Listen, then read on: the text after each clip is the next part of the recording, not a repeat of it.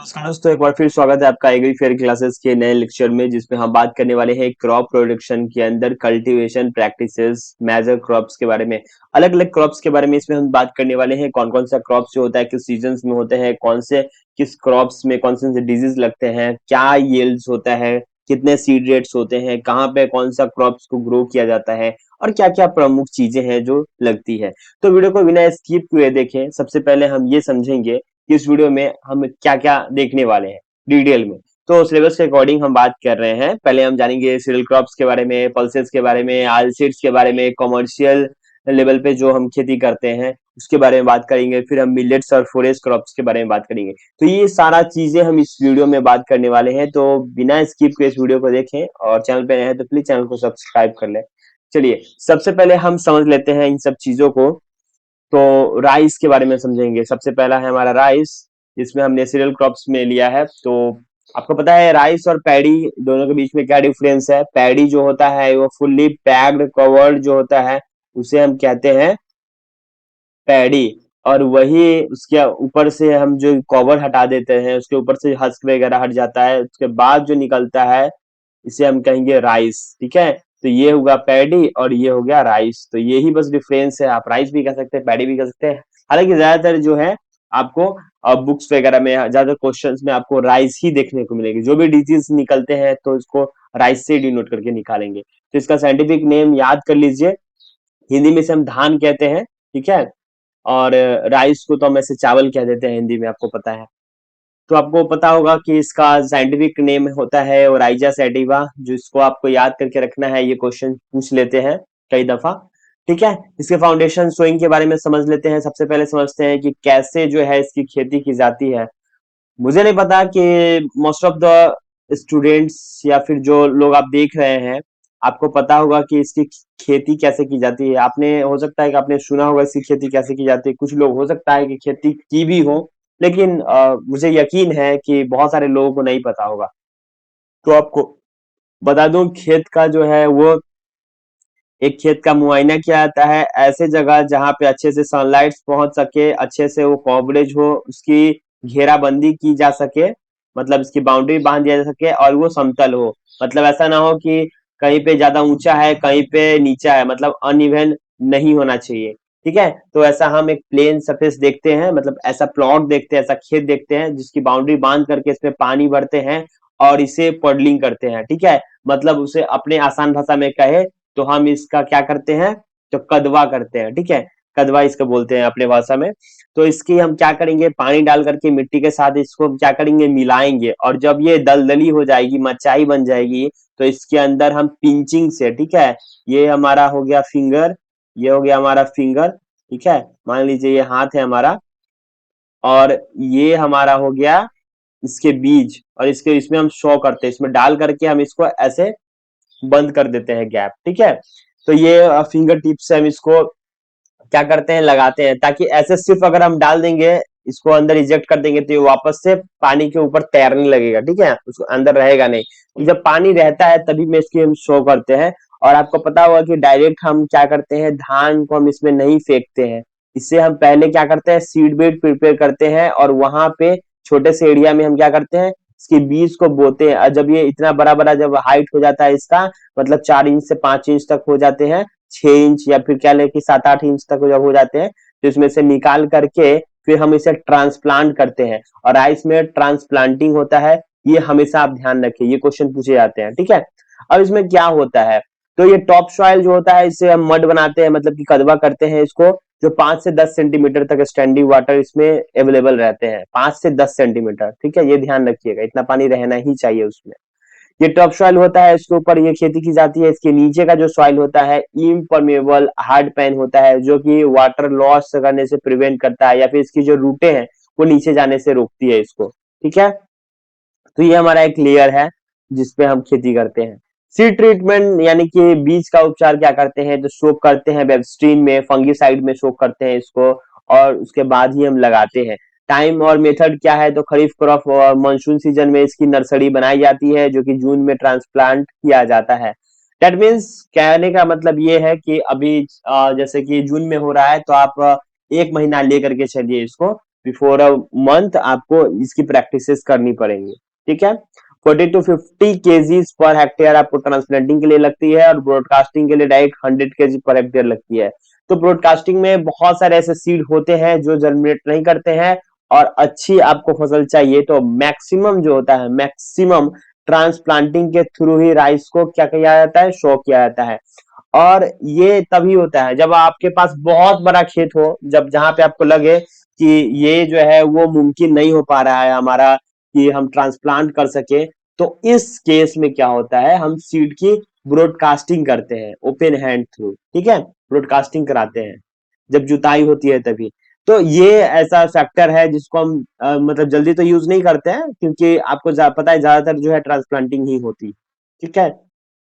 तो बीज का दर है वो अलग अलग हो सकता है अकॉर्डिंग टू कौन सा आप सीड को यूज कर रहे हैं, कौन सा आप धान लगा रहे हैं अपने खेतों में, इस पे भी निर्भर करती है, ठीक है। चलिए अब हम समझते हैं इसकी ग्रोथ और थ्रेट के बारे में, हार्वेस्ट कैसे करते हैं। तो पहले इसमें आपको पता है कि डोजेस डालने हैं, 3 टाइम्स आपको देने हैं, मतलब स्प्लिट कर करके। जो एनपीके होती है, नाइट्रोजन पोटेशियम और फास्फोरस की बात कर रहे हैं, जिसमें 120:60:60 के रेशियो में आपको रखना है, नाइट्रोजन ज्यादा रखना है, जो कि लीचिंग को प्रिवेंट करती है। अब आपके मन में आ रहा होगा कि ये एक्चुअल में लीचिंग होती क्या है, तो आपको बता दूं कि प्रॉपर इरिगेशन, ज्यादा पानी न दे, ठीक है, ज्यादा पानी न देने के लिए जो होता है उसको हम लीचिंग करते हैं। ज्यादा पानी देने से क्या होता है, ओवर वाटरिंग से बचाव के लिए हम इसको करते हैं, लीचिंग हो जाता है ये, ठीक है। चलिए, तो आपको अगर ये समझने में अगर प्रॉब्लम हो रहा होगा कि कैसे हम इस चीज को देते हैं, तो जब पानी मतलब रेन या इरिगेशन के साथ जब न्यूट्रिएंट एनपीके हम सॉइल के नीचे देते हैं तो वो वॉश हो जाती है।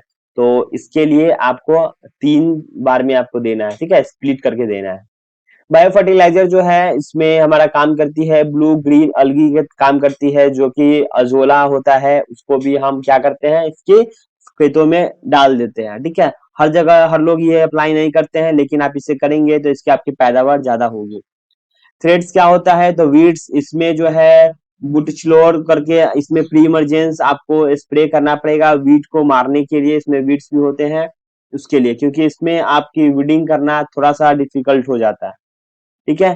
पेस्ट के बारे में समझते हैं, इसमें येलो स्टीम बोरर हो जाता है, पीला तना और छेदक जैसे दिखते हैं, जिसमें आपको बूंदी बग लगते हैं इसमें, तो ये जो है पेस्ट है इसमें, मेजर पेस्ट की बात कर रहा हूँ। अगर इरिगेशन की बात कर लेते हैं तो इसमें जो है कंटिन्यूअस स्टैंडिंग वाटर इसमें चाहिए, ऐसा नहीं है कि पानी डाल दिए तो सूख गया, इसमें पानी लगना चाहिए कम से कम। कहने का मतलब ये है कि स्थिर होना चाहिए पानी, इसमें थमना चाहिए पानी, ऐसा नहीं है पानी डाल दिया और बह गया, इस टाइप का नहीं, या फिर सोख लिया, उतना नहीं, इसमें ज्यादा पानी लगता है। क्रिटिकल स्टेज है जब टिलरिंग होती है, जब कल्ले निकलना जब इनका शुरू होता है, तब इनको जो है वो पानी देना है। पेनिकल न्यूट्रिशन होता है जब बालियां निकलने लगती है इसको, उस टाइम उसको पानी बहुत जरूरत होता है, पानी उस समय देना ही होता है, ठीक है। तो आप समझ रहे होंगे कि अब टिलरिंग क्या है। तो टिलरिंग वो प्रोसेस है जिसमें मेन स्टीम के बेस से साइड शूट्स निकलते हैं, उसे हम क्या कहेंगे, उसे हम टिलरिंग कहेंगे। जैसे कि ये मेन है एक, और उसके इस साइड से निकलते हैं, इसको हम टिलरिंग कहेंगे, ठीक है। चलिए, अब इसमें डिजीज क्या लगता है, डिजीज इसमें कुछ मेजर डिजीज है, बैक्टीरियल लीफ ब्लाइट लगते हैं जो कि बैक्टीरिया के थ्रू होता है, और ब्लास्ट लगते हैं जिसे हम झुलसा रोग कहते हैं, ये लगते हैं, ये फंगी होता है। और एक मेजर है डिजीज, सॉरी, डिजीज की बात किया हमने, मेजर डिफिशियंसी है जिसे हम खैरा डिजीज के नाम से जानते हैं, ये बहुत पॉपुलर है, इससे क्वेश्चन पूछे जाते हैं, जो जिंक की डिफिशियंसी से होता है, ठीक है। हार्वेस्टिंग का फ्लो चार्ट समझ लेते हैं, हार्वेस्ट कैसे होता है, जब 20% मॉइस्चर जो है वो इसमें होता है, जब येलो ग्रेन्स हो जाते हैं, तब हम क्या करते हैं, इसकी थ्रेसिंग कराते हैं, या फिर इसे हम ट्रेडिशनली कहा जाए तो हम इसकी बोझा कटाई कर लेते हैं, बोझा बनाते हैं, उसकी पिटाई करते हैं, इसमें से धान अलग करते हैं, एक्सट्रैक्ट करते हैं। उसके बाद हलिंग होता है, रिमूव होता है इसका हस, उसके बाद जो है वो ब्रांच अलग है, राइस ब्रान अलग हो जाते हैं, और सफेद बच जाता है सिर्फ राइस। तो उसके बाद क्या होता है, पॉलिशिंग होता है, पॉलिशिंग के बाद ये क्या होता है, सेल आउट करने के लिए तैयार हो जाता है, या फिर आप स्टोर कर सकते हैं इसको इन फ्यूचर खाने के लिए, कंज्यूम करने के लिए। तो इसके बीच का बहुत लंबा प्रोसेस है, ये मत सोचिए कि सिर्फ हार्वेस्ट करके बाद थ्रेसिंग हलिंग और पॉलिशिंग होता है, इसके बीच का एक प्रोसेस है जिसको अगर आपको जानना है तो इसके लिए आपको विजिट करना पड़ेगा हमारा चैनल, जो कि है, अपना ही चैनल का नाम गलत लिख दे रहा हूँ, एग्रीफेयर, ठीक है, एग्रीफेयर का चैनल है, उस पे जाकर के देखे, जो कि राइस करके आप वीडियो देखेंगे वहां पे, जिसके अंदर राइस फोर्टिफिकेशन के बारे में भी मैंने बात किया है कि बायो फोर्टिफिकेशन होता है, जो कि बहुत इंपॉर्टेंट है आपको समझने के लिए। उससे क्वेश्चन तकरीबन देखने जाते हैं कॉम्पिटेटिव एग्जाम्स वगैरह में, ऐसे भी नॉलेज के लिए आपको जानना चाहिए। एक ही वीडियो में सारा कुछ बताया गया है, पूरा प्रोसेस कैसे राइस निकलता है और कैसे बायो जो है वो फोर्टिफिकेशन होते हैं। तो देखिए, बायो फोर्टिफिकेशन का कहने का मतलब ये है कि उसमें, जैसे आपको पता है कि हमारी आपूर्ति खाना में नहीं हो पाती है, हमें ना सही से ना प्रोटीन मिलता है, विटामिन मिलता है, ना जिंक मिलता है, ना विटामिन बी 12 की सभी लोगों में कमियां हैं। तो इस चीज से बचने के लिए हमें गवर्नमेंट ने एक क्या लाया, एक मुहिम लाया था, जो कि फोर्टिफाइड राइस का, ठीक है। तो अब तो फ्रूट्स वगैरह में भी, दाल वगैरह में, पल्सेस वगैरह में आपको फोर्टिफाइड चीजें देखने को मिलेगी। हालांकि राइस जो है हर घर का कंजप्शन है, हर घर खाता है, चाहे वो बहुत गरीब क्यों ना हो, या फिर वो मिडिल मैन या फिर रिच क्यों ना हो, सब लोग चावल खाते हैं। इसके लिए जो है वो राइस को कॉमन पकड़ा गया और इसमें फोर्टिफिकेशन की गई। फोर्टिफिकेशन में क्या होता है, मैं बेसिक एक लाइन में बता दे रहा हूँ, बाकी आप वीडियो देखेंगे तो आप समझ जाओगे। इसमें आपको क्या क्या डाला जाता है, इसमें डाला जाता है विटामिन बी 12, जिंक और फॉलिक एसिड, ठीक है। ये तीन चीज का मिश्रित जो है इसमें डाला जाता है, और वही कहलाता है बायोफोर्टिफिकेशन, ठीक है। आगे बढ़ते हैं और समझ लेते हैं, हमारा अगला है वीट यानी कि गेहूं। इसका जो है ट्रेडिकम एस्टिवम जो है साइंटिफिक नेम है, ये ध्यान रखेंगे। सोइंग सेटअप्स के बारे में समझ लेते हैं। जब हम इसे भुरभुरा मिट्टी कर लेंगे, जो है हम इससे टीलेस कर लेंगे, जुताई कर लेंगे अच्छे से भुरभुरा मिट्टी में, तो हम क्या करेंगे, 2-3 प्लगिंग करने के बाद जो है वो मिट्टी हमारी फाइन हो जाएगी। तब हम क्या करेंगे, सीड ड्रिलर की मदद से इसी में हम क्या करेंगे, इसमें बो कर देंगे, इसको कहते हैं बो करना, ठीक है, या सीड सो करना, सीड शो करना। तो ये बहुत तरीके, एक तो ब्रॉडकास्टिंग होती है, बहुत सारे आप देखे होंगे गांव वगैरह में ट्रैक्टर पे ही बैठे रहते हैं एक जन, और जिनके हाथों में कट्टे रहते हैं, कहने का मतलब कि एक बोरी रहती है जिसके अंदर क्या होता है, इसके अंदर बीज होते हैं, मतलब वीट होते हैं, और ये निकाल करके फेंकते जाते हैं, स्क्रैटिंग करते जाते हैं, स्कैटरिंग स्कैटरिंग सभी जगह फेंकते हैं, ठीक है, जैसे जैसे जाता है ट्रैक्टर, एक वो मेथड है। दूसरा है कि सीड ड्रिलर जो है वो साथ में कनेक्ट होता है, और हर एक अमाउंट के ऊपर जो है वो सीड्स यहाँ पे प्लेस किए जाते हैं। तो ये एक प्रोसेस है, ठीक है। एग्जैक्ट डेप्थ जो है वो 5 सेंटीमीटर होना चाहिए, ज्यादा जो है वो अगर डीप हो जाएगा तो क्या होगा, ज्यादा अगर डीप हो जाएगा तो वो आपकी जो है सीड ऊपर तक नहीं आ पाएगी और अंदर ही खराब हो जाएगी, ठीक। अब हम टाइम समझ लेते हैं। टाइम इसका है रबी, जो कि विंटर क्रॉप होता है, फर्स्ट फोर्टनाइट ऑफ नवंबर में जो है ये क्या होता है, लगाए जाते हैं। तो मतलब अभी अप्रैल के मंथ में, मार्च एंड एंड अप्रैल के मंथ में इसकी कटाई हो जाती है और इसकी थ्रेसिंग हो जाती है। सीड रेट इसमें होता है 100 kg पर हेक्टेयर पे, आपको 100 kg लगेंगे। ये ऑल्सो डिपेंड करता है हर अलग अलग स्टेट्स पे, ठीक है, और अलग अलग सीड पे। कहीं पे ज्यादा मतलब इसकी पैदावार हो जाते हैं, कहीं पे कम हो जाते हैं, तो इसके अकॉर्डिंग जो है वो सीड रेट थोड़ा थोड़ा चेंज होगा। एनपीके का डोज जो है इसमें 120, 60 और 40 का है। जो हमने राइस में पढ़ा था वो 120, 60, 60 था। तो इसमें आपको पता है नाइट्रोजन, फास्फोरस, पोटेशियम की बात कर रहे हैं, इसमें इसकी रेशियो थोड़ा सा ऊपर नीचे होगा, क्योंकि डोजेस जो है वो आपको रिक्वायरमेंट के हिसाब से देने होंगे। फुल डेज जो है पी एंड के का आपको स्विंग टाइम में देना है, यानी कि पोटेशियम और फास्फोरस का आपको स्विंग टाइम में ही दे देना है, और एन को स्प्लिट कर देना है, डोज को अलग अलग बांट के देना है नाइट्रोजन को, ठीक है। अब समझ लेते हैं वीट का क्रिटिकल स्टेज कौन सा होता है। देखिए, क्रिटिकल स्टेज कहने का मतलब वो ऐसा स्टेज जो कि बहुत ज्यादा जो है ध्यान देने की जरूरत है, ठीक है। तो क्रिटिकल स्टेज जो होता है वीट का, तो उसमें क्या होता है, पहले तो प्रोटेक्शन के लेवल हम समझ लेते हैं वीट्स के बारे में। इसमें होता है फ्लैरिस माइनर, जिसको मैंने आपको बताया था गेहूं का मामा, पिछले लेक्चर में अगर आपने देखा होगा तो आपको याद होगा, जो कि नैरो लीफ होता है, और जो कहें कि हु बहू जो है आपको वीट जैसा ही देखने को मिलता है, ठीक है। तो इसमें क्या होगा, आई इसमें आइसोप्रोट्यूरॉन या फिर कह दे तो क्लोरिडोफॉप इसमें यूज करेंगे, जो कि ब्रॉड लीफ या बथुआ को किल करने के लिए 2,4-D का यूज करेंगे, इसको किल करने के लिए जरूरत होती है। तो ये दोनों वीड ज्यादा देखने को मिलता है। वही पेस्ट की बात करते हैं, टर्माइट लगते हैं इसमें, यानी कि दीमक, जिससे आप क्लोरीफोस से आप किल कर सकते हैं, ठीक है। डिजीज की बात करते हैं, इसमें लगता है येलो ब्राउन रस्ट, जो कि रोली रंग का देखने को मिलता है, और लगते हैं लूज स्मॉट। लूज स्मॉट जो है वो फंगी से लगते हैं, दोनों फंगी से लगते हैं। येलो ब्राउन स्पॉट जो है येलो कलर का पाउडरी फॉर्म होगा, जिसको आप छुएंगे तो हाथ में येलो येलो कलर लग जाएंगे। और ये जो है आपको लूज स्मॉट देखने को मिलता है, ये एकदम गीला टाइप का थोड़ा सा हो जाता है, हाथ में लग जाते हैं, थोड़े थोड़े काले, थोड़े थोड़े पीले होते हैं। ठीक है, अब इसमें हम समझ लेते हैं क्राउन रूट इनिशिएशन क्या होता है। जब क्राउन रूट इनिशिएशन होता है, मोस्ट क्रिटिकल स्टेज होता है, 6 रिक्वायर्ड इरिगेशन की जरूरत है, मतलब 6 बार पानी की जरूरत है, जो कि पहला पानी जो है वो 21 दिन आफ्टर शोइंग आपको पानी देने ही देने हैं।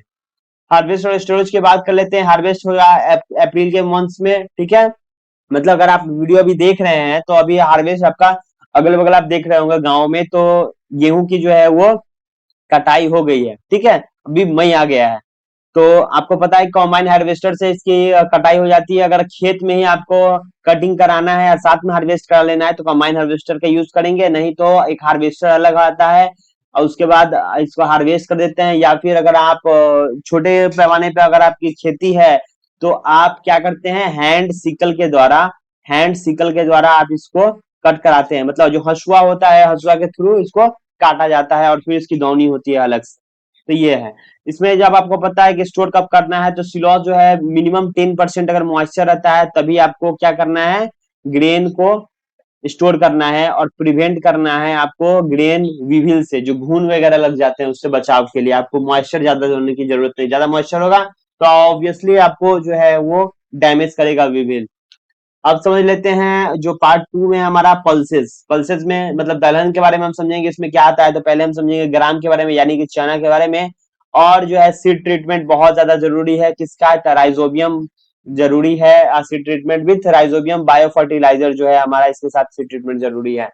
तो इसमें सोविंग के टाइम में आपको क्या होगा, इसमें मैक्सिमाइज नाइट्रोजन फिक्सेशन होते हैं रूट नोडल्स में, तो इसलिए आपको ये चीजें जरूरी है। पहले ग्राम बेसिक में समझ लेते हैं, ये रबी क्रॉप ये भी होता है, अक्टूबर टू नवंबर जो है वो आपको लगाने का समय है। सीड रेट जो है 75 टू 100 केजी पर हेक्टेयर लगता है। मैंने फिर बताया कि ये जो सीड रेट है वो डिपेंड करेगा अलग अलग एरिया पे। तो जब भी अगर आपको एरिया देखना हो, अगर आप मान लो कि बिहार का एग्जाम दे रहे हो तो उसके अकॉर्डिंग आप देख लोगे। ठीक है, अगर आप सीयूईटी दे रहे हो तो उसके अकॉर्डिंग आप जो है सीड रेट एक बार चेक कर लोगे। तो जो नेशनल लेवल का जो होता है, मतलब ऑल ऑफ द जो कॉमन होता है वो मैंने बताया, वो 75 टू 100 केजी ही आपको देखने को मिलेगा बुक वगैरह में। ठीक है, अगर पर्टिकुलर किसी स्टेट का दे रहे हो तो उसके लिए अलग हो सकता है। हो सकता है कि अगर आप साउथ का एग्जाम कोई दे रहे हो, साउथ साइड का, तो उसका और नॉर्थ साइड का जो एग्जाम दे रहे हो उसका, वो दोनों में थोड़ा सा सीड रेट जो है वो डिफर करेगा। निपिंग जो होता है, निपिंग कॉन्सेप्ट जो है वो आपको देखने को पड़ रहा होगा। जो ऊपर का जो मात्रा हो जाए, ऊपर का जो ये होता है, इसको हम कटिंग करते हैं क्योंकि जो इसकी हालांकि जो ब्रांचेस वगैरह जो इसमें से पोर्ट या तने निकलने वाले हैं इसमें से, इसको मजबूती मिले इसके लिए हम इसका प्रयोग करते हैं। स्टॉप अपवर्ड ग्रोथ को, मतलब इसको हम फोर्स करते हैं कि इसमें से ब्रांचेस निकले, सिर्फ लंबा सुरंग ना बने। ठीक है, कहने का मतलब कि अगर ऊपर से आपने नहीं काटा तो ये लंबा होते चला जाएगा, तो इसकी जितने भी न्यूट्रिएंट्स वगैरह है वो सब सिर्फ इसको ग्रोथ कराने में मदद करेगी, ना कि इसके ब्रांचेस निकलेंगे और इसमें से कोई पॉट्स वगैरह फॉर्मेशन होगी, सीड्स वगैरह निकलेंगे इसमें से। इसके लिए ऐसा किया जाता है। तो मोस्ट ऑफ द टाइम हम निपिंग करते हैं टाइम पे। बहुत सारी चीजें ये फ्लावर में या फ्रूट वाले क्रॉप्स में भी हम इस चीज को इस प्रैक्टिसेस को करते हैं।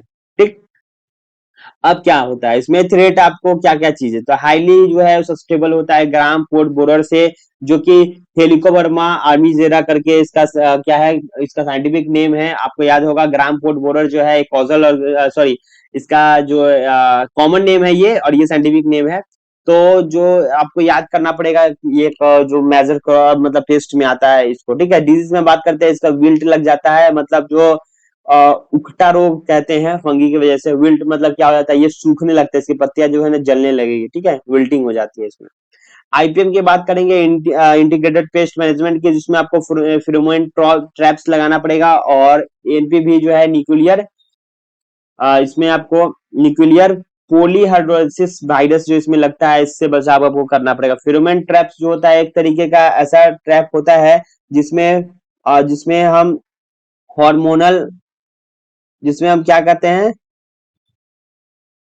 हार्मोनल कंट्रोल करते हैं। कहने का मतलब जो है वो फीमेल फीमेल हार्मोन का यूज करते हैं ताकि मेल्स जो है वो अट्रैक्ट हो और इसमें ट्रैप हो जाए, मतलब इसमें फंस जाए। ठीक है, तो इस ट्रैप का यूज करते हैं। बहुत तरीके के होते हैं, yellow sticky trap, blue sticky trap type के देखने को मिलते हैं, लाइट ट्रैप, बहुत सारी चीजें होते हैं जो आपको ध्यान देने की जरूरत है, जो कि आईपीएम टूल में आपको देखने को मिलेगा। ये बेसिक्स है, इसलिए मैं थोड़ा थोड़ा बता रहा हूँ, ज्यादा डीप नहीं जा रहा हूँ। ठीक है। मेरे अंदर से बातें निकल रही है डीप डीप, लेकिन मैं कुछ कुछ चीजों को कंट्रोल कर रहा हूँ क्योंकि बहुत बड़ा लेक्चर हो जाएगा। आपको उतना ही बता रहा हूँ जितना जानने की जरूरत है और एग्जाम के प्रोस्पेक्टिव से। पिजन पी के बारे में समझते हैं, जिसे हम पी कहते हैं, और अरहर की भी बात कर रहे हैं, जो कि होता है कैजनस कैजन, साइंटिफिक नेम है, या ध्यान रखेंगे ये खरीफ क्रॉप होता है, जून जुलाई में इसकी लगती है और फसलें और मतलब बीज बोए जाते हैं। और सीड रेट की बात करते हैं, 12 से 15 केजी पर हेक्टेयर लगाए जाते हैं, ठीक है। डीप टैप रूट सिस्टम इसमें होता है पिजन पी में। और इसमें वीडियो अलर्ट आपको कर दूं कि इसमें हाईली सेंसिटिव वीड जो होता है वो क्या करता है, 60 दिन तक जो है वो कार्य रहता है। तो हेवी जो है मैकेनिकल लोइंग आपको करने की जरूरत है, इसकी अच्छे तरीके से आपको मिट्टी की जो है टर्निंग करने की जरूरत है, साथ में आपको इसमें टीलेस करने की अच्छे तरीके से जरूरत है। इसमें पेस्ट और डिजीज क्या लगते हैं, पेस्ट में जो है पोर्ट फ्लाई लगता है, पोर्ट फ्लाई लगते हैं, मतलब कि फली की मक्खी जो क्या करते हैं पोर्ट्स को डैमेज करते हैं, खा जाते हैं अंदर से। और डिजीज लगते हैं वो होता है स्टेरिलिटी मोजैक जो है वो डिजीज है, जो कि इसमें आपको देखने को मिलते हैं, जो कि ट्रांसमिट होता है माइट और वायरस। अब हम समझ लेते हैं आइलसीड के बारे में और ग्राउंडनट के बारे में, ठीक है। आइलसीड जो तेल वाले जो फसल होते हैं उस पर बात कर रहे हैं, और ग्राउंडनट की हम बात कर रहे हैं। आपको पता है कि ग्राउंडनट कौन सा होता है, मूंगफली की हम बात कर रहे हैं, तो इसका साइंटिफिक नेम है आर्चिस हाइपोगिया, ठीक है। आइलसीड के अंदर हम ग्राउंडनट की बात कर रहे हैं, खरीफ क्रॉप में होता है ये सीजन खरीफ क्रॉप का है, गर्मियों के दिनों में होने वाला। इसको लगाए जाते हैं, सीड रेट जो है वो 80 से 100 किलो पर हेक्टेयर होता है, तो ये आप ध्यान रखेंगे। इसमें येलो फ्लावर जो होते हैं वो क्या होते हैं, आपको देखने को मिलते हैं, वो येलो फ्लावर ऊपर में एपिकल में। और इसकी जो पीग होती है, पेग मतलब, ठीक है, इसकी जो पेग होती है ये जाता है मिट्टी के अंदर, और इसके अंदर जो है आपकी पोट फॉर्मेशन होती है, पोट बनते हैं, और इसके अंदर जो है वो आपकी मूंगफली देखने को मिलती है। मतलब फूल खिलते हैं ऊपर तना में, और लेकिन जो इसकी फ्रूट होती है वो आपके रूट जोन में देखने को मिलते हैं, मतलब इसकी मिट्टी में आपको देखने को मिलती है, ठीक है। तो इन चीजों का आप ध्यान रखेंगे। नेक्स्ट है हमारा ग्राउंडनट का न्यूट्रिशन, ठीक है, जो हम मस्टर्ड का भी इसमें हम देखेंगे, हालांकि हम समझ लेते हैं थोड़ा सा तो इसमें क्या क्या पाया जाता है। तो ग्राउंडनट कंप्लीशन बॉक्स की बात करें तो स्पेशल फर्टिलाइजर इसमें आपको जिप्सम यानी कैल्शियम अप्लाई किया जाता है, ताकि पेगिंग स्टेज में प्रॉपर पोर्ट फिलिंग हो। ऐसा ना हो कि जो है ये पोर्ट आपको दिख रहा है और यहाँ पे क्या हो, यहाँ पे आपको देखने को मिले कि ये खाली रह गया हो। ऐसा कभी कभी आपने पोर्ट खोला होगा तो आपने ध्यान दिया होगा कि कुछ कुछ पोर्ट्स ऐसे होते हैं जो फील नहीं होते हैं, मतलब आप इसको ऊपर से देखोगे तो ये भरा भरा है, लेकिन अंदर जब खोलोगे ना तो ये हाफ रहेगा, या फिर एक गायब रहेगा, बहुत छोटा सा रहेगा और बहुत छोटा छोटा सा रहेगा दाने। तो इसके कारण होता है, तो इसलिए हमें इस चीज का अप्लाई करना है जिप्सम को। में थ्रेड जो होता है टिक्का डिजीज लगते हैं और व्हाइट ग्रब लगते हैं। फंगी की बात कर ले रहे हैं, डार्क लीफ स्पॉट देखने को मिलता है। और वही इंसेक्ट रूट फीडर होते हैं जिसे हम सफेद लट के नाम से जानते हैं। तो ये इसमें है दिक्कत है, ठीक है। अब हम समझते हैं ग्राम सीड और मस्टर्ड सीड में क्या डिफरेंस है। तो एक्सट्रीमली स्मॉल सीड होता है जिसमें 4 से 5 केजी पर हेक्टेयर आपको सीड रिक्वायरमेंट होती है। मस्टर्ड की बात कर रहा हूँ, यानी कि सरसों की बात कर रहा हूँ। मस्टर्ड जो होता है वो ब्रासिका फैमिली से आते हैं, जिसका साइंटिफिक नेम आता है ब्रासिका स्पेसीज। ये याद रखेंगे, क्वेश्चन पूछ सकता है। बेसिक बात जानकारी जान लेते हैं, ये रबी क्रॉप्स का सीजन है, तो ये वेरी लो वाटर रिक्वायरमेंट, इसको बहुत ज्यादा पानी की जरूरत नहीं है। सरसों अपने आप जो है वो अपने आप में इतना क्षमता रखता है कि वो ग्रो हो जाता है कम पानी में भी, ठीक है। 2 इरिगेशन इसमें कम से कम जरूरत है, मिनिमम। थ्रेड की बात कर लेते हैं, मस्टर्ड एफिड्स इसमें लगते हैं, एफिड्स बहुत ज्यादा इसमें लगते हैं, तो इसमें आपको येलो ट्रैप जो है वो आपको लगाने की बहुत ज्यादा जरूरी है। येलो कलर को अट्रैक्ट करते हैं मस्टर्ड एफिड। व्हाइट रस्ट लगते हैं, सफेद रोली जो आपको व्हाइट व्हाइट व्हाइट व्हाइट जब दाने पोट निकल जाते हैं या फिर उससे पहले भी आपको उसके ऊपर में देखने को मिलेंगे, ब्रांचेस वगैरह में उजले उजले उजले उजले टाइप का, ठीक है। इसका स्प्रे करना होगा फंगीसाइड्स। अब समझ लेते हैं कॉमर्शियल क्रॉप के बारे में, जो कि हमारा पहला है शुगर केन। इसकी प्लांटिंग मेथड क्या है मैकेनिज्म, आपको पता होगा कि हमारे शुगर केन जो होता है यानी कि ईख होते हैं गन्ने, तो इसके ऐसे ऐसे बाइंड्स होते हैं, ठीक है, ये नोड होंगे, नोड। तो नोड के ऊपर आपको छोटे छोटे बर्ड्स दिखेंगे, जिसे हम अपने भाषा में कहते हैं कि आंख है ये, ठीक है, आई है, ये होता है आई, ठीक है। याद रखने के लिए आपको बता दे रहा हूँ, इससे हम कहेंगे आई। तो ये जितने आई होंगे उतने ज्यादा इसमें से क्या होगा, इसमें से प्लांट्स निकलेंगे, तो इसको हम क्या करेंगे, इस मात्रा में यहाँ से कट लेंगे, इस मात्रा में, यहाँ से यहाँ, इसके अंदर एक आई है तो इसको कट ले लेंगे, इसके अंदर ये है कट लेंगे, तो इसमें से हम प्रॉपर 3 प्लांट जो है निकाल सकते हैं। अगर आपको ज्यादा पैमाने पे इसको खेती करना है तो आप इतना एक लंबा लगा सकते हैं, क्योंकि हो सकता है कि मोर्टेलिटी रेट हो तो एक मान लो डैमेज भी हो गया तो 2 रहेगा, तो इस हिसाब से आपको 2 या 3 लेके रखना है। अगर ज्यादा मात्रा में आपको खेती करना है तो आप क्या करते हो, आप सिंगल सिंगल लेते हो, ठीक है। ये इसका एक तरीके का चॉपर आता है जिसको कटिंग कर करके आप लगाते हो। वेजिटेटिव ग्रोथ की बात कर लेते हैं तो सीड रेट जो है 35,000 टू 40,000 सीड्स आपको चाहिए होता है पर हेक्टेयर, जो मैंने आपको ये पीस बताया है, ठीक है। प्लांटिंग जो होता है ट्रेंच में होता है, मतलब इसको एक गड्ढे किया जाता है, गड्ढे टाइप का ऐसे लंबा सा बनाया जाता है गड्ढे, और इसके अंदर डाल करके इसके ऊपर से मिट्टी डाल दिया जाता है, ठीक, इस तरीके से ट्रेंच बनाए जाते हैं, तो मिट्टी चढ़ाया जाता है। हेवी जो होता है वो फीडर होता है, इसमें एनपीके की बात कर लेते हैं 150:80:60 रेशियो में आपको केजी पर हेक्टेयर जो है वो फर्टिलाइजर लगते हैं। जिसकी हम बात कर ले नाइट्रोजन, पोटेशियम, फास्फोरस की। अर्थिंग अप इसमें बहुत ज्यादा जरूरी है। अर्थिंग अप कहने का मतलब क्या होता है, तो अर्थिंग अप बता दे रहा हूँ, prevent the tall plant for lodging falling over. अब देखिए, जब ये आपको पता है कि गन्ने का जो पेड़ होता है, मतलब प्लांट होता है सॉरी, तो ये बहुत लंबा लंबा होता है, बहुत लंबा लंबा होता है, तो ये इसके गिर ना जाए, झुक ना जाए, इसके लिए अर्थिंग अप करना बहुत जरूरी है। अर्थिंग अप क्या है, ये मिट्टी को कहते हैं ना, मिट्टी को चढ़ाना, पेड़ों के ऊपर चढ़ाना, दाबना इसकी जड़ें, इसको कहते हैं हम अर्थिंग अप। साइड साइड से मिट्टी ले लेके इसके ऊपर मिट्टी चढ़ाते हैं, उसको हम बोलते हैं अर्थिंग अप। ये पोटैटो मेज में भी किया जाता है, ठीक है। अब हम जाएंगे टाइंग, जो कि बंधाई होता है। टाइंग सिस्टम जो होता है वो एक दूसरे को सपोर्ट देने के लिए, तो इसमें हम एक दूसरे को बांधते भी हैं। ये टाइंग सपोर्ट, ये बड़े बड़े खेतों में जो जो खेती करते हैं उनको पता होगा टाइंग क्या होता है, ठीक है। ये बांध देते हैं ताकि एक दूसरे को सपोर्ट मिल सके। अब हम बात कर लेते हैं इसकी पैथोलॉजी प्रोसेसिंग के बारे में, कौन कौन से डिजीज इसमें लगते हैं और क्या क्या जो है वो मेजर। पहला जो है रेड रॉट है, लाल सड़न जो है आपको देखने को मिलता है, ये दोनों नोट्स के बीच में या फिर नोट्स में आप बीच में रेड कलर का जो है आपको देखने को मिलेगा। ये कट भी जाता है और ये गल भी जाता है, बीच में से क्या हो जाता है, फोफर हो जाते हैं, इसमें कुछ नहीं रहता है, ठीक है। तो ये आपको एक मेजर डिजीज देखने को मिलता है। और पेस्ट की बात कर लेते हैं, इसमें अर्ली शूट बोरोड इसमें लगते हैं, जो इसको खाने लगते हैं, इसके पत्ते भी खाने लगते हैं और इसको भी खाने लगते हैं। तो ये दोनों चीजें जो है वो आपको मेजर डिजीज और पेस्ट देखने को मिल रहा है। हार्वेस्टिंग और प्रोसेसिंग का समझ लेते हैं। पहले जो है हार्वेस्ट आपको 10 to 12 मंथ में हार्वेस्ट होता है, जब सुक्रोज अच्छी तरीके से पहुंच जाता है, मैक्सिमम लेवल पे पहुंच जाता है, तब इसे क्या करते हैं, क्रश करते हैं इसको मिल में। पहले इसको कटिंग करते हैं, फिर इसको मिल में भेज देते हैं, मतलब इसको क्रश करके एक्सट्रैक्ट कर लेते हैं जूस को, और जूस से क्या होता है, जैगरी बनता है, गुड़ बनता है और क्रिस्टलाइज शुगर बनते हैं, ठीक है। इसमें रिफाइन किया जाता है, इसको साफ किया जाता है सोडियम वगैरह को मिक्स करके, और बहुत सारा केमिकल ट्रीटमेंट होता है, देन ये शुगर बनते हैं। और जैगरी आपको जस्ट बॉइल करके जैगरी बनाया जाता है। तो हेल्थ के प्रोस्पेक्टिव से आपको जैगरी खाना सेहतमंद है एज कंपेरिजन टू शुगर, ठीक है।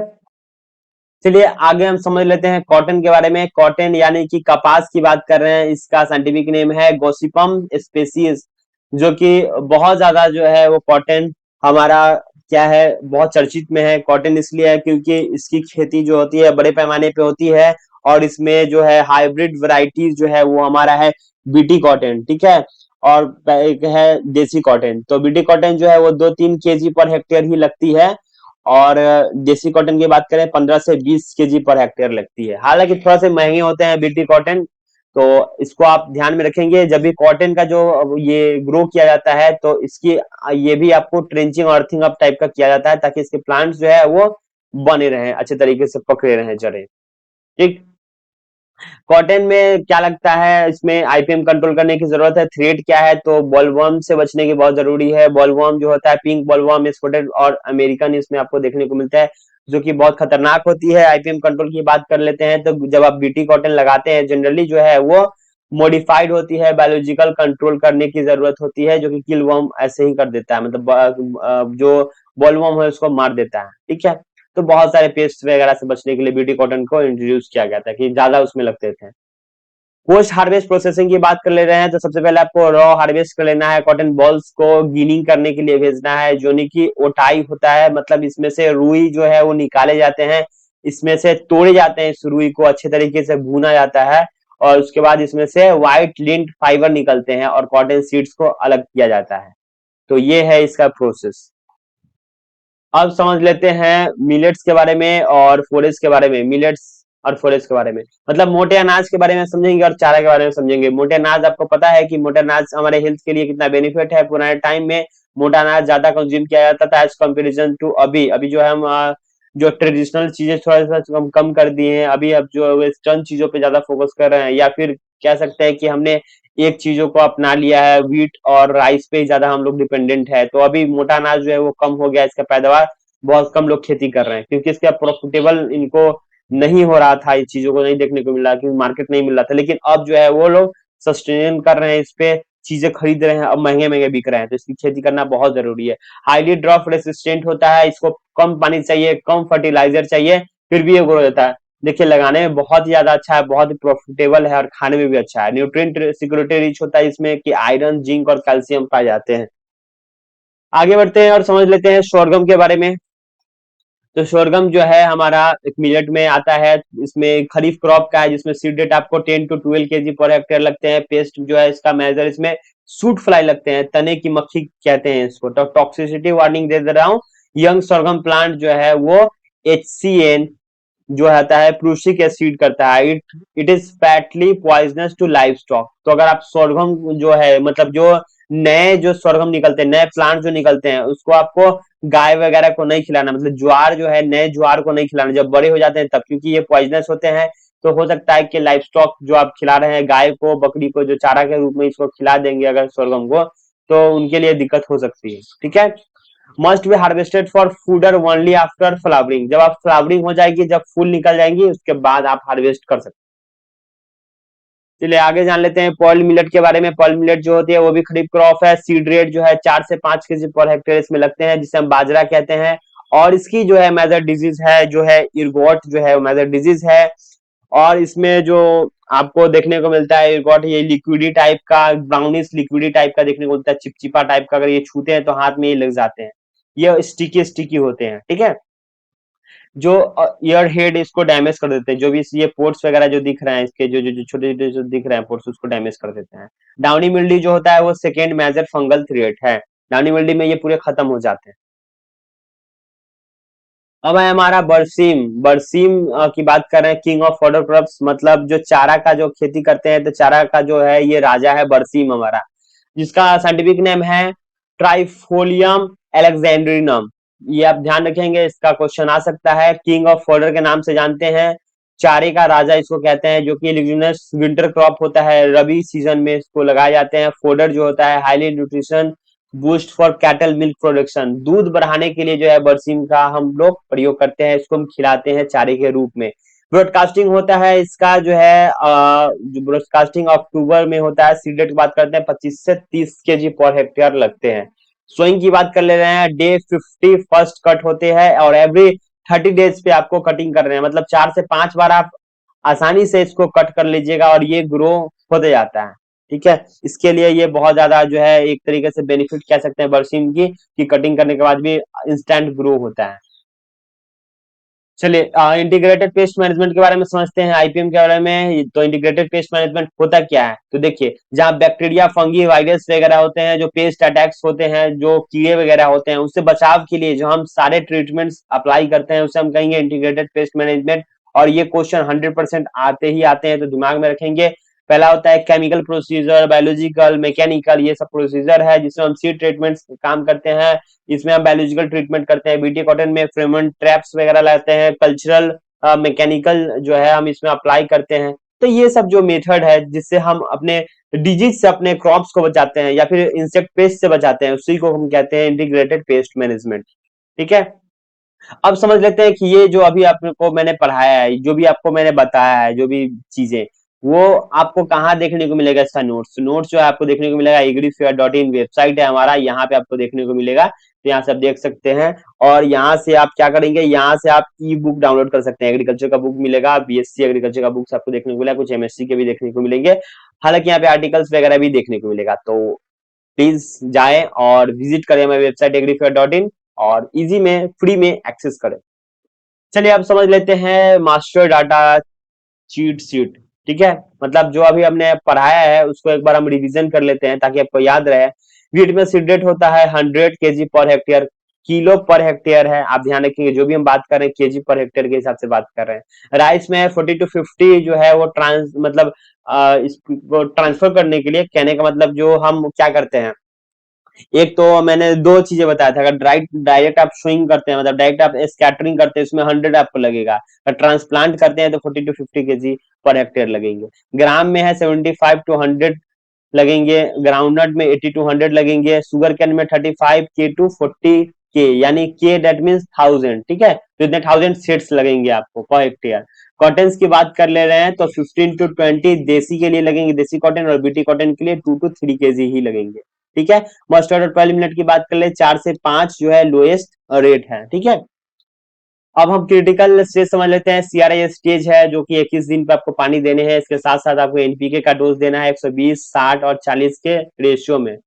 एनपीके है, आप ध्यान रखिएगा, एनपीके हमेशा से एन जो है नाइट्रोजन आगे होता है। चलिए राइस की बात कर ले, टिलरिंग और पेनिकल स्टेज में आपको क्या है, ये क्या क्रिटिकल इसका स्टेज है जब आपको पानी देना है, निपिंग करना है 30 to 40 डेज में, ग्राम को जिप्सम आपको ऐड करना है पेकिंग स्टेज में ग्राउंडनट पे, ताकि कैल्शियम बना रहे और पोर्ट फिलिंग अच्छे तरीके से हो। ये आपको ध्यान होगा, अभी मैंने आपको पढ़ाया है, ठीक है। उसके बाद हमारा शुगर केन, जिसमें आपको सबसे ज्यादा जो है नाइट्रोजन लगेंगे, एनपीके का रेशियो है 150-80-60 रेशियो में, ठीक है। सेंसिटिव होता है वाटर लॉगिंग से कॉटन, तो इसको आपको बचाना है, पानी नहीं, इसको आपको ऐसे अर्थिंग अप करना है, मतलब मिट्टी का जो है मिट्टी चढ़ाना है, आपको इसमें पानी नहीं लगना चाहिए, ऊंचे पे इसकी खेती होती है, ठीक है। मस्टर्ड की बात कर रहे थे, 2 इरिगेशन इसमें इंपॉर्टेंट है। आगे बढ़ते हैं और समझ लेते हैं राइस का। तो राइस में मेजर पेस्ट लगते हैं स्टीम बोरर जो है, गुंदी बग इसमें लगते हैं। उसके साथ साथ बात कर लेते हैं मेजर डिजीज की, तो इसमें आपको ब्लास्ट देखने को मिलता है, बीएलबी बैक्टीरिया देखने को मिलता है, और खैरा जो है, खैरा की जिंक डिफिशियंसी से खैरा डिजीज होते हैं, तो ये डिजीज हो गया। पेस्ट की बात कर रहे हैं वीट में, तो इसमें टर्माइट्स लगते हैं, और डिजीज की बात करें तो इसमें रस्ट लगते हैं, लूज स्मॉट लगते हैं, फंगी। ग्राम में पोर्ट बोरर होता है मेजर पेस्ट, जो कि हेलिको आर्मीजेरा के नाम से हम जानते हैं, हेलिकोबर्मा आर्मीजेरा, ठीक है। तो ग्राम में जो है विल्ट फंगी लगते हैं। अरहर में बात कर रहे हैं पोर्ट फ्लाई होता है, जो कि स्टेरिलिटी मोजैक वायरस, इसमें डिजीज लगते हैं। पेस्ट की बात कर रहे हैं ग्राउंडनट में, तो व्हाइट करब लगता है। डिजीज की बात करें तो टिक्का डिजीज लगता है। शुगर कैन में बात करें तो अर्ली शूट बोरर और रेड बोरर इसमें, सॉरी, अर्ली शूट बोरर लगते हैं शुगर कैन में, और रेड रॉट लगते हैं फंगी इसमें, ठीक है। कॉटन की बात करें तो बॉल वर्म जो है वो कॉटन में लगते हैं, और कॉटन बीटी कॉटन में जो होता है वो इससे रेसिस्टेंट होते हैं, इसको डेवलप किया गया है, हाइब्रिड वैरायटी जो है बीटी कॉटन है, इसमें अगर जेनेटिकली मॉडिफाइड किया गया है, तो इससे क्या होता है, जो भी इनसे मतलब पेस्ट, मेजर पेस्ट लगते थे वो इसमें नहीं लगते हैं, ठीक है। शोरगम मिलेट की बात कर लेते हैं, जो सूट फ्लाई है मेजर पेस्ट, और डिजीज की बात करें तो इसगॉट है, डाउनी मिल्ड्यू, ठीक। तो चैप्टर 5 जो है हमने कंप्लीट कर लिया है दोस्तों, और चैप्टर 5 की जो, सॉरी, चैप्टर 5 का जो है हमने ये कंप्लीट कर लिया है लेक्चर, जो आज अभी आप देख रहे हैं। कहने का मतलब है कि हमने जो क्रॉप्स के बारे में पढ़ा है वो कंप्लीट हो गया है। नेक्स्ट जो है लेक्चर हम जानेंगे, उसके बाद हमारा यूनिट जो है वो कंप्लीट हो जाएगा। चैनल को सब्सक्राइब कर ले, फिर मिलते हैं अगली वीडियो में। वीडियो देखने के लिए धन्यवाद। जय हिंद, वंदे मातरम।